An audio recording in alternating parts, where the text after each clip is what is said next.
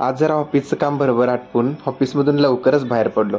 ऑफिसमधून लवकर बाहेर पडायचं कारण म्हणजे घरी भाची सरकारांचं आगमन झालेलं होतं. आल्यानंतर भाची सरकारांबरोबर थोडा वेळ बोलत बसलो. भाची सरकारांबरोबर बोलत बसताना भाची सरकारांबरोबर चर्चा झाली. भाची सरकार म्हणले की मामा वाढदिवसाची पार्टी द्यायला लागत्या. वाढदिवसाची पार्टी द्यायला लागत्या म्हणल्यावर मी म्हणलं बरं चालतंय की जाऊया की जेवायला. ठरल्याप्रमाणे आम्ही बेत आखला. मग आम्ही पोचलो आमच्या मित्राच्या हॉटेलमध्ये. हॉटेल स्वस्तमच्या दारात. हॉटेल स्वस्तमच्या दारात पोचल्यानंतर आमची एंट्री झाली, कारण एंट्रीला आज आमच्याबरोबर पार्टीला आमच्या भाची सरकार सोबत होत्या.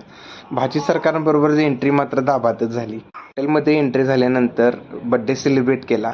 भाची सरकारांबरोबर बड्डे सेलिब्रेट केल्यानंतर मेनू कार्ड मागून घेतलं. मेनू कार्ड मागून घेतल्यावर भाची सरकारांनी पूर्ण मेनू कार्ड चाळून काढलं आणि मेनू कार्ड चाळून काढल्यानंतर फायनली ठरलं की स्वस्तमची स्पेशल मटण थाळी घ्यायचं आणि आम्ही स्पेशल मटण थाळी मागवली.